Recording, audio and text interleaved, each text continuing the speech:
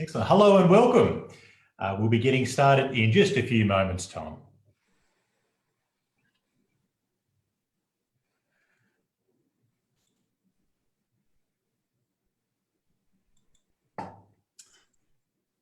Okay, we'll get it underway. Hello and welcome to the BSB60915 Advanced Diploma of Management, specialising in human resources. Really a truly exciting course, and one which equips students with skill sets, knowledge and education as a whole, which is really pertinent now and is expected to be the case very much so in the future. Joining us tonight, I have the founder of Mentor Education, Dr. Mark Sinclair, and our Chief Executive and Academic Officer, Iona McKinney. Mark and Iona, welcome. Thanks, James. Howdy. Hi, James. Great to be here. Really looking forward to talking about this course tonight. It's a great course. Excellent. So look, as always, with our student information sessions, usually designed for prospective students, but we also find that current students get some benefits out of it as well. If you do have any questions throughout, please feel free to reach out to me using the hand raising function or type something into the chat. And what I'll be able to do is put those questions to our subject matter experts on your behalf and answer those for you. There'll also be an opportunity at the end to ask some questions if we don't cover everything for you, which I expect we very much truly will. Iona, I'm going to hand on over to you to talk to us a little bit about the course overview. I suppose what sort of roles it would link into and what some of the outcomes that students could expect by taking on this particular course. Okay, so this is an advanced diploma level course. The course actually has, if you like, a multifaceted focus where it actually looks at management and it looks at human resources, and it focuses a lot on human capital and human capital development in businesses. But it also has a bit of a deep dive into innovation and ethics and managing different aspects of human capital, such as recruitment and actually positive management, not just performance management. So we look at a range of different management strategies with staff. We also look at culture, and the course actually does drill down quite a bit into business culture and management of culture and diversity and how it actually relates to an organisation's health, if you like. So health and wellness is now a very large focus, and we don't just look at the individual staff members' health and wellness, but we also look at business health as well and how the two things relate. So the course really, it says here on the slide that it caters to human resource managers and resource directors, senior managers, team coordinators and supervisors, office managers, but there's a range of other roles as well. So you might be a person who's wanting to set up a consultancy and train staff, for example. And this course is an ideal jumping off place for that because it has open entry. So people from any real level of education can enter the course. And on completion of the course, students will attain the BSB 60915 Advanced Diploma of Management in Human Resources. Excellent, thank you very much. So look, it really sounds like that there's elements of, I suppose, business strategy in there as well, you know, which I think is becoming more and more pertinent. It was interesting, I was just reading an article the other day where they were talking about the new generation of workforce coming through and how important these elements of culture, you know, both individual and company are when it comes to attracting the right kind of talent and, of course, nurturing that talent on the way through. One of the things that we also look at too, James, in the course is cognitive awareness and how we can actually work with people and utilise tools like Ikiban, for example, to actually identify not our own culture but an organisation's culture as well, because that cultural mix and that the aspects of social responsibility that are about and the sustainability initiatives that are actually about people and about workplaces and about how we actually develop our workplaces and our workforce as a unit. Long gone are the times when we worked 9 to 5 and we all went home at 5:01. Excuse me, and had 3-hour lunches on Friday afternoon. Our workplaces are very, very different places now, where we actually attend workplaces and we work in much flatter structures. So that's the other thing that this course is about too, is about individual development and different types of staff and how we can actually leverage their capacity to increase their capability. So excuse me. Yes, it really is a great course. And if you're an individual even wanting to move into working in the human resources area or in management, in an industry where it's people focused, and there's a number of different industries where we have a people focus. So, for example, you might work in the job search area, or you might be an activity provider or somebody like that. You might actually work as a recruitment consultant. So there's a number of other roles that directly relate to this course as well. Excuse me. It's okay. Now, Mark, handing on over to you, certainly from, I think, an organisational strategy and culture point of view, I mean, how big a role does something like human resources play, and how crucial is it as a function to have operating? Hi, James. Look, prior to mentor education, we've been doing this for 20 years, but prior to that, I was a consultant, KPMG, AT Kearney, and I worked with over 100 organisations, large banks, small businesses, different sectors, Australian and overseas. And look, in each one of, in just about every instance, people matter, right? The success of any project hinges on the people involved in that process. So, a advanced diploma such as this, focusing on human resource management, is not just for people that want to specialise in human resources and management, but it's for anyone that really wants to enable their team to achieve goals, to empower people, to develop the culture that's important in that organisation. I don't think you can be successful in any business without a keen eye and a keen focus on human resources and human resource management. And look, this particular course has a real focus on strategic plans and developing, implementing, business plans. There's a real opportunity here to harness the full capability of the organisation to achieve the strategic goals, whether they're HR focused or whether the whole organisation. It doesn't matter. The right people in the right teams, motivated, focused on the goals, is the objective of any organisation. Excellent, thank you very much.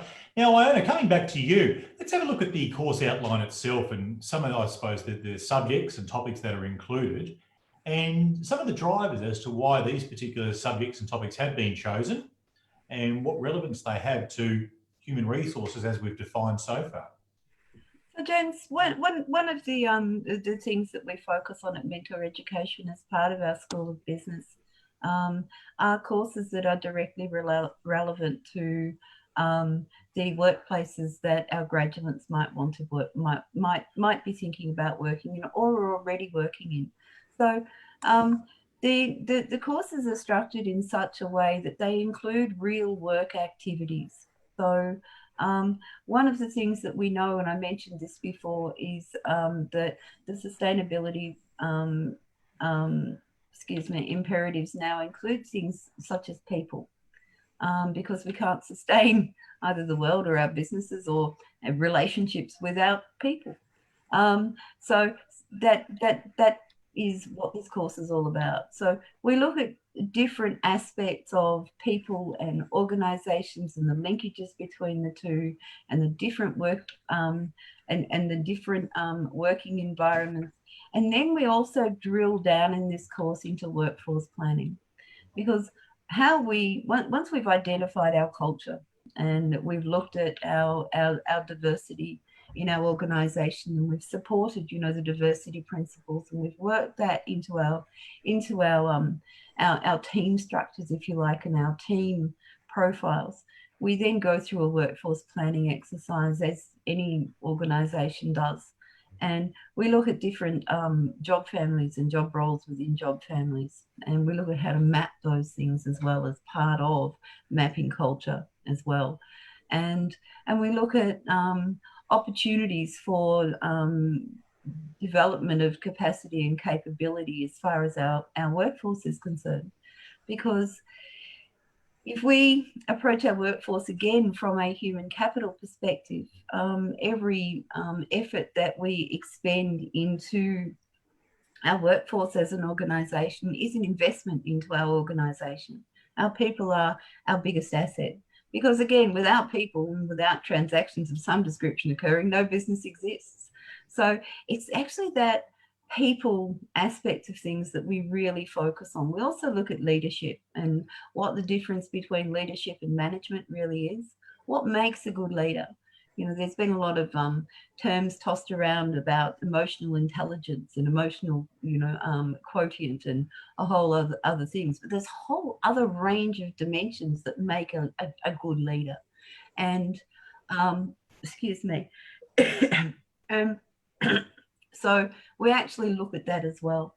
Organisational development, of course, as it's listed here, relates to that development of human capital. It relates to our business context. Excuse me. And strategy, of course, does as well. So developing a strategic plan that's supported by our workforce planning and our focus on human capital and positive outcomes for people.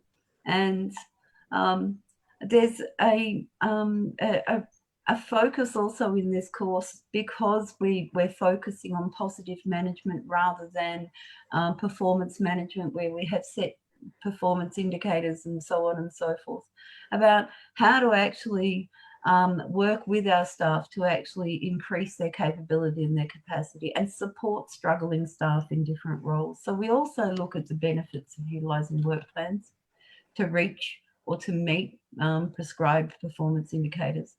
And above all else, we also look at developing a business plan, because all of these documents that and documentation I've just been talking about, including a strategy and managing change and human resources planning and our workforce plans, all come together in one document out there in the working world, and that's the business plan.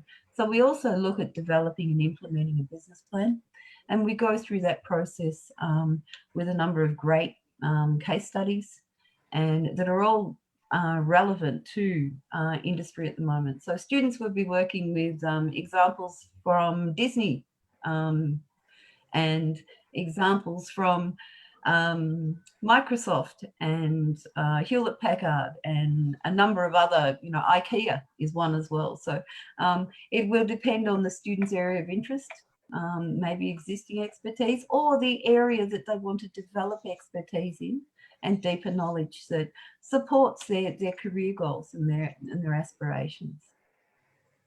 Well, certainly exciting, the real world applications there, and some cutting edge companies in many respects. I mean, IKEA has done some absolutely amazing things, not just I think in their retail design, but certainly from a personnel point of view, and looking after what's essentially a global workforce and pool of human capital is something which is pretty incredible with what they've managed to achieve. So diving into that's got to be beneficial.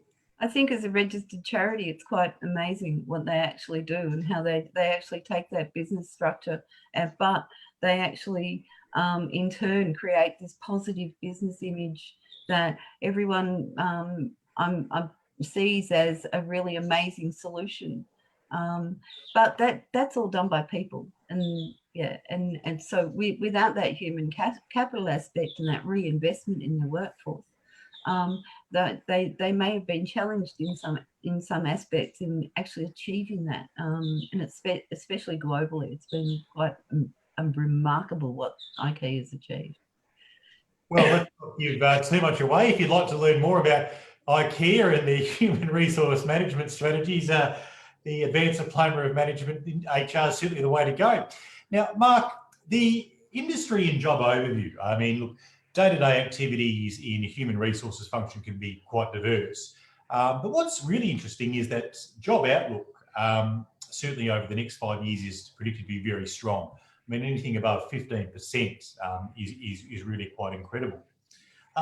Commenting on the day-to-day activities and I suppose the function of HR within an organisation, and perhaps speculating as to why you think the job outlook and demand for those with HR skill set is going to be so great in the future. Well, look, James, I think we're in a time of change. And in a time of change, organisations are thinking about the strategic positioning, the strategic objectives, how to, the direction that they're travelling. And so if you're talking about a large organisation, people have never been more important. They're working from home, they're working in the office. It's a multicultural workplace.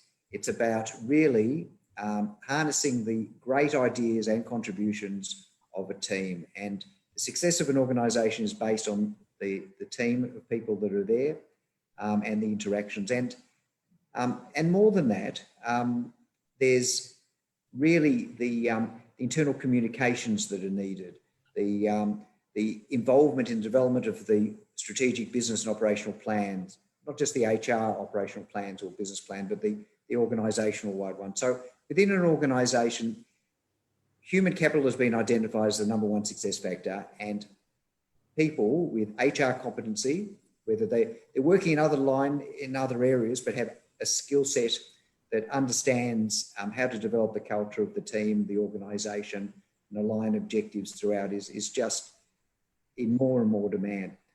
But if you now look at small business, which is really the driver of job growth in Australia, small business is all about getting the best talent that's available and really harnessing their power towards achieving an innovative idea. So if you're thinking about a business, it's if I take the metaphor of the right people sitting on the right seats in the bus, heading in the same direction where everyone's really aligned, that metaphor applies really well to small businesses where they're just really focused on getting the right people and just developing a culture that's innovative and thrives. I'll just add one more thing. We're really focused on agile organisations these days, which is the ability within teams to work together and achieve sprint objectives and overall objectives within a strategic initiative. And there's a really big place for people with HR skills to support that particular type of future agile organisation. And we're focused on Industry 4.0, which is jobs, future jobs, and that uses technology and is innovative, and adapting people and the workplace to work with these future technologies and the future opportunities is really why the salary level and the percentage of growth is so high within this particular sector. Excellent, thank you very much. So certainly the role extends to just so many different facets of an organisation and what it does on a day-to-day basis. Certainly employees and human capital being at the forefront, but I mean, just having a look at the day-to-day activities there, I mean, even one that we haven't even commented on is working, sort of with union and industrial relations and things like that as well. So there really is just kind of a whole facet and myriad of different applications. Now, we've already briefly touched on some of the learning material, well, I suppose probably the case studies that we look at as part of the course. But Iona, if I can hand on over to you to talk to us a little bit about some of the, I suppose, go into a little bit more detail as what the learning material looks like. So books, case studies, obviously we can have real world examples there as well. What else can we expect? So the learning material for this course is structured into workbooks and learner guides. There's a number of self-directed learning activities which might include researching,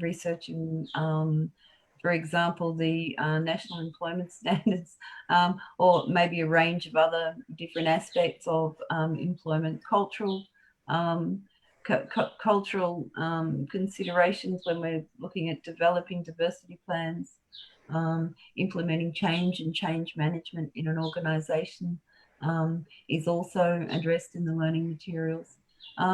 It's delivered online. The learning management platform or the learning environment ensures that the student is supported through every step of their learning. And students are also able to track their progression through the course. The course also includes live tutorials, and those tutorials are held fortnightly for students to support their progression and the development of the core knowledge topics. And also available to students are forums in the course where they're able to join in, meet other students in an online environment. We often find that friendships are formed in the discussion forums, and they last throughout the course and ongoing between students. The forums also give students an opportunity to explore different aspects of their learning as well. So it's a pretty wide-ranging and very supportive environment. As I said before, students are actually able to track their own progressions through the course, so they can see whether they've completed 40% or 85% of a unit and they're ready for their assessment. Having said that too, of course, our usual support services are available, and of course there is always additional support available to students to contact us if they contact us. And we have a different range of supports for different things. So assessment support for students that are wanting to explore assessment tasks in different ways, or maybe ask for special consideration. So our learning materials also, excuse me, I think James is going to bring up a slide about assessments very soon. And we'll also talk about assessments as well. But the course is delivered in the learning management system, so students do not have to go outside the learning management system for anything other than instructed research or self-directed research to undertake to, for example, prepare a research report on a given topic. Aside from that, there is the opportunity, as I mentioned before, with the discussion forums, where students are actually able to begin building their own professional networks within the course and before they've graduated. So we often find a number of students make connections while they're studying, and those connections actually last them well and truly, way beyond the course, and those connections become part of their professional network after graduation. Look, it's really an exciting thing, the digital classroom. It's that, I suppose, that ability to interact in a live forum, so nothing pre-recorded, live forum with your tutor and your educator, so to ask those questions in real time. But the really, truly exciting thing is, and I think I'm going to go on a bit of a limb here and say that sometimes students will learn just as much off each other in a live forum as they will from the educator. And I think the educator also appreciates that forum as well, because they'll learn things from the students in their diverse and varied backgrounds that they may not have come across before. Well, most definitely, James. The discussion forums are invaluable, and I must say that in a couple of the courses that I actually tutor in, I often learn a lot about our students in those discussion topics. So, and I think one of the great thing too is that with the live tutorials, students are actually able to engage with other students in the course in a real-time environment, and that's a little bit, how do I put this, unusual with some courses that are delivered, then, they're pre-recorded webinars or they're pre-recorded lectures. So they might say live, but they're not really. But what we do, of course, is we have a tutorial schedule that focuses on each unit, and students will actually attend on average 3 tutorials per unit across their learning journey in the course with us. So we tend to find that students very much benefit from that interaction, and they very much benefit with real-time contact with a tutor or a lecturer. Excuse me, and I guess I know I prefer live people to talk to, not just looking at a recorded video, because I always think of questions while I'm watching the video, and then I can't ask them. So we do know that our students actually are probably not much different than myself. So tutorials are held on a regular basis to not only support learning, but also to support that interaction as well between students. Excellent. Okay, now, Mark, I'm going to hand on over to you. You've been involved in the online space almost 20 years now. If there's a way you could, I suppose, give us a little bit of insight into what the online learning experience looks like, perhaps some of the benefits of that, and what students can expect. Thanks, James. Look, online learning is about the information being available to us at when and where we need it. Look, we're all busy, we're all working, we're all trying to manage projects, expectations, personal life, work life, things of that nature. So what we really need is professional material that has current examples, case studies, illustrations, with resources, potentially even simulations and things of that nature that are available at your fingertips so that you really have a great learning experience. Yes, you need to be able to do it anywhere, anytime.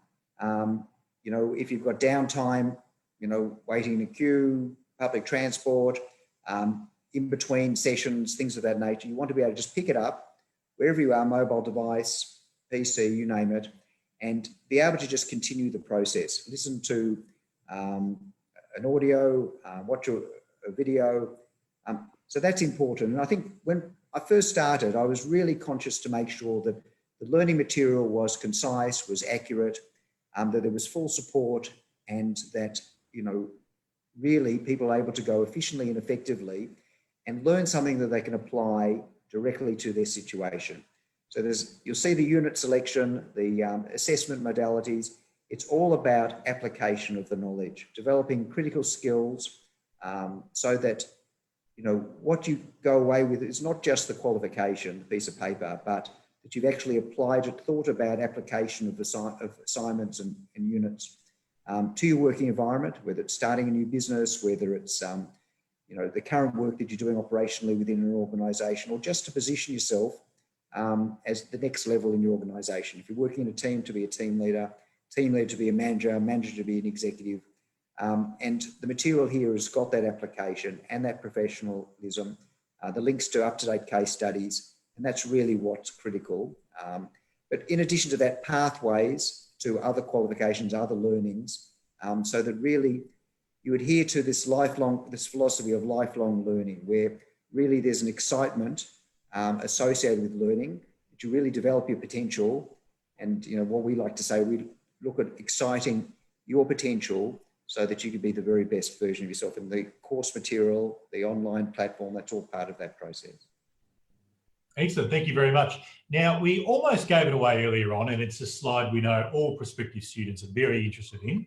And it can be very daunting when you see all of that information up there in front of you. But talk to us about some of the assessment tasks that are involved that students will need to complete, of course, to pick up this qualification. Well, I'm going to apologise to the attendees for this scary looking list for a start, okay? And it is a scary looking list. We look at it, it just says assessment. Then it's got all these things. No, we don't do all of these things in every assessment. As you move through the course, you actually will experience different types of assessment and different types of assessment tasks. So you may do some multiple choice questions, do a quiz, for example.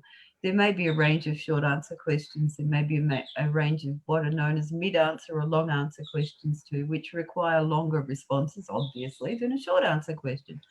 There'll be case studies and scenario responses that you may you may either prepare a case study about a specific topic or business, or respond to an existing case study.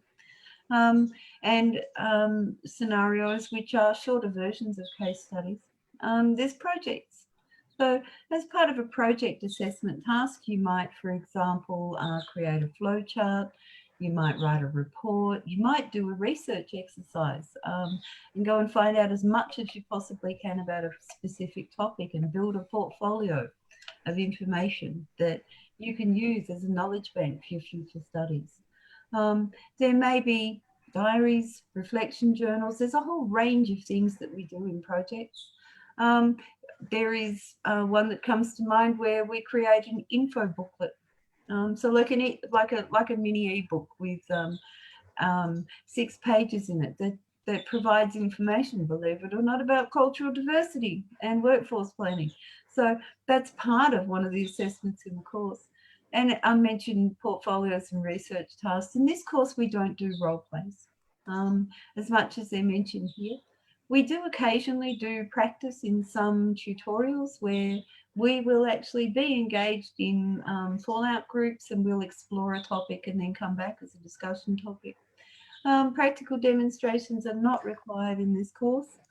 And I did mention journal and self-reflection exercises before. So how do we structure each assessment? So each assessment usually includes either 2 or 3 different types of assessment within the assessment for the unit of study. So you may actually, for example, be asked to answer 12 short answer questions and undertake some project tasks. Or you may be asked to do a research task and create a portfolio and a knowledge bank. There is another unit where there is a video bank, and we ask students to create a range of checklists by utilising the video bank. There's another unit in a course where we actually provide video and students actually practice their minute-taking skills for meetings by watching the video. And so there is as I said, there's a wide range of assessment tasks that we use. But often we'll find that the most common ones would be projects, short answer questions, case studies, and journal and self-reflection exercises and portfolios and presentations. Excellent. Thank you very much. Now, as far as to complete the course, we find being the Advanced Diploma of Management in Human Resources, of course, around about 12 to 18 months. Now, of course, we recognise that life happens, so there are elements of flexibility that we can afford to students as well. So the course is, the approved duration for the course is 500 hours. Students have up to 18 months to complete the course, but we do discover that quite a number of students, by committing maybe 15 to 18 hours a week, manage to complete the course and not feel pressured by self-directed learning. And they usually move through the course in around 10 to 12 months. But some students, of course, as you mentioned before, life gets in the way. So they may actually take the full 18 months to do that. Having said that, for students that have experienced challenges, there are always extensions, and we are able to change students' enrolment from being on a full-time basis to a part-time basis, which actually pushes those time periods out. So it literally doubles them. So if a student was only wanting to study part-time, they could actually take up to 24 or 36 months to complete the course. What do we consider part-time study? Part-time study would literally be,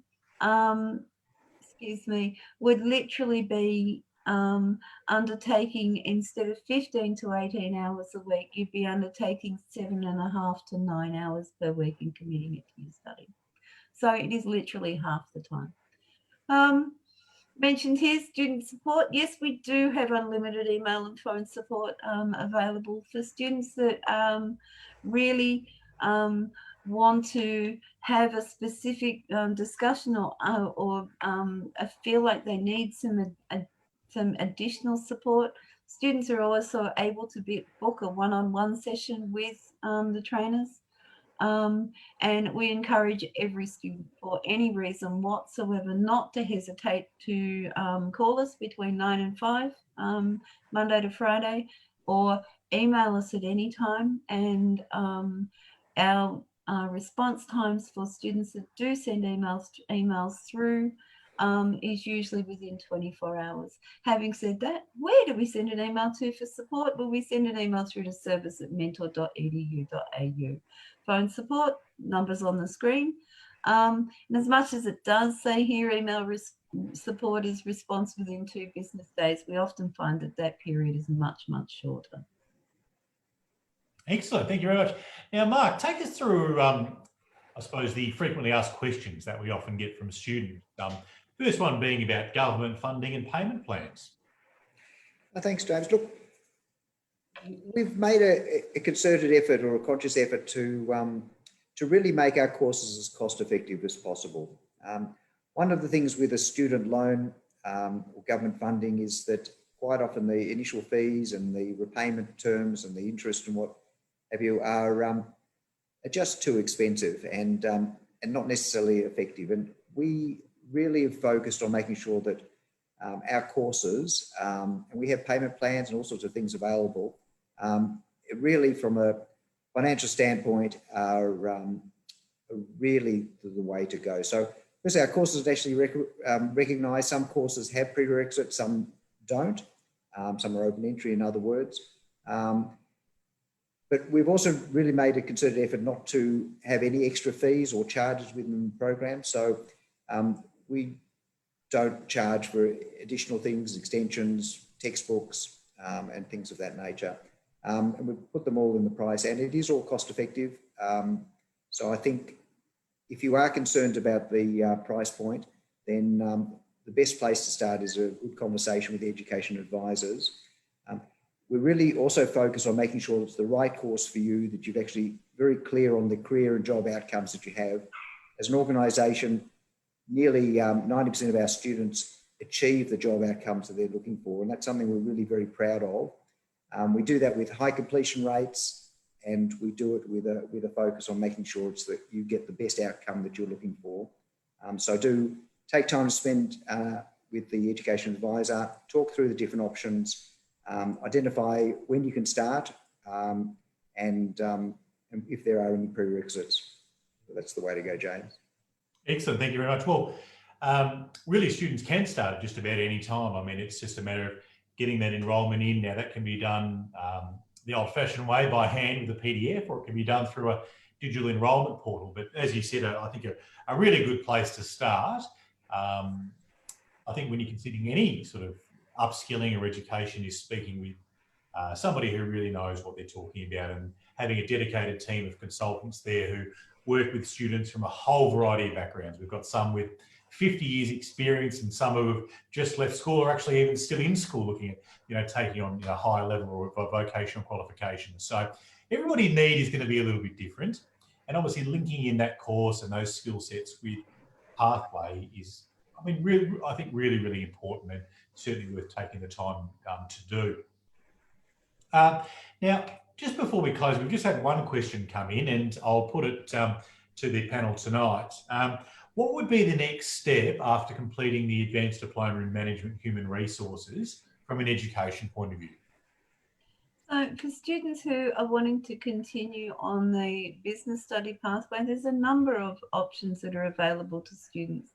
And those options often depend on the student's current circumstances and their number of years work experience as well. So students are able to continue on with us if they have either 5 years work experience or 3 years work experience combined with an advanced diploma, and move into the graduate diploma of strategic leadership, which we find is a very popular pathway with a number of students, because it not only recognises their professional experience and professional development, but it also provides a great way to explore more about strategic leadership and more about working with people and managing human capital and that aspect of business and operations. Students are also able to apply to a number of other institutions that we have pathway arrangements with.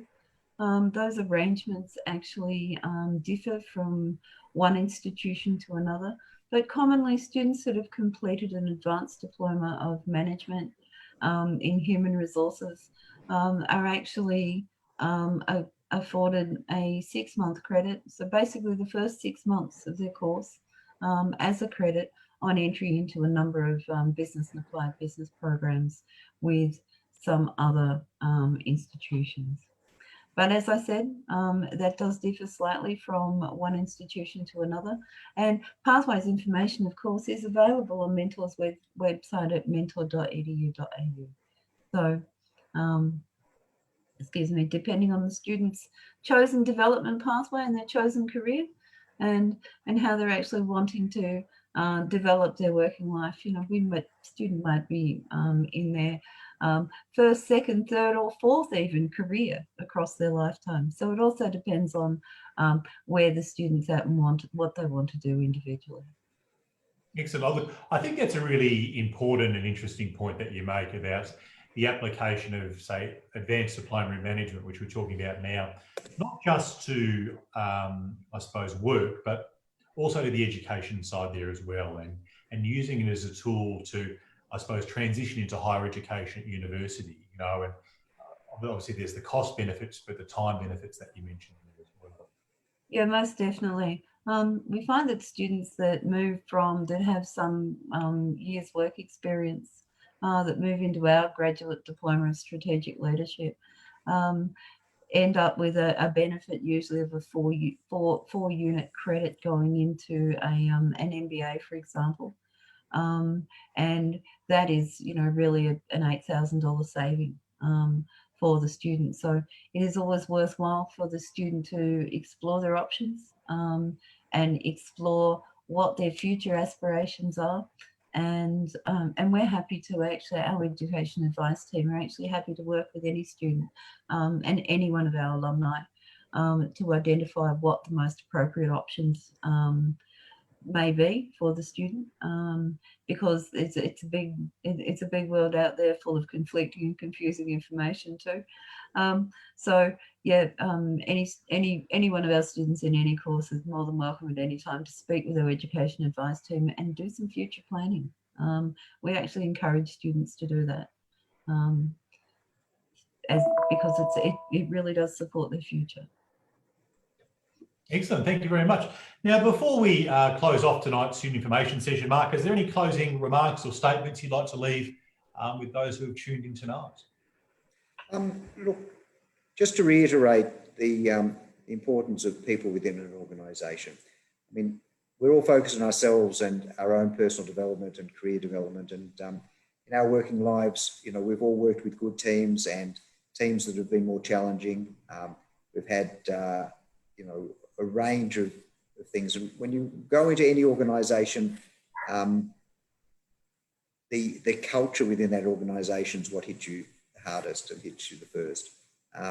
You know, it takes a while to really understand the culture of an organisation and to work within it. It's another thing altogether to mould and shape and change that culture.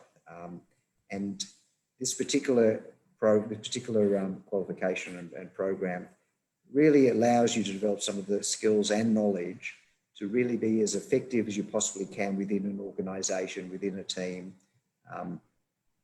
And, you know, it probably is one of the key secrets for success for your personal development and for the organisation. And to contribute there is really a very positive thing for everyone. So look, I couldn't recommend the course more highly, and I think it's terrific for your organisation and for yourself personally. Excellent, thank you very much. And Iona, over to you. I think by taking up this course of study in Advanced Diploma of Management, as Mark touched on just a moment ago, you know, everything we do is made up of people, and how we manage people and how we lead people in teams and what value that good teams bring to an organisation is paramount. The other thing this course also does is it takes us into a range of different working contexts and a very wide range of different work roles. So it's not just applicable, for example, in a project management office doing the project management role for human resources and project teams. It's also relevant to job search agencies. It's relevant to recruitment. It's relevant to small, medium and large organisations that have staff. We work in a framework as far as our human relations and our human resources in organisations are concerned. And we have to meet the requirements of those as well. So I guess from my perspective, this course actually prepares our graduates to be able to access a very, very broad range of opportunities to develop their future work and to develop how they go about their future work and their future work opportunities. Thank you very much, Iona. Well, look, it's certainly clear that human resources and management and leadership in these kind of functions are going to play a very, very big part, and actually already are playing a very large part in workplaces and workforces of tomorrow. So look, if you'd like more information about the Advanced Diploma of Management focusing on human resources, then head on over to the website. So that's mentor.edu.au. As always, take an opportunity to see what's available, see how you can excite your potential, and of course, speak to our dedicated course consultants and education consultants about what your needs are and what opportunities are available to you. So, as always, thank you very much for tuning in. Excite your potential, and we look forward to seeing you all as students very soon. See you, everybody. Thanks, James. Thanks, everybody. Bye.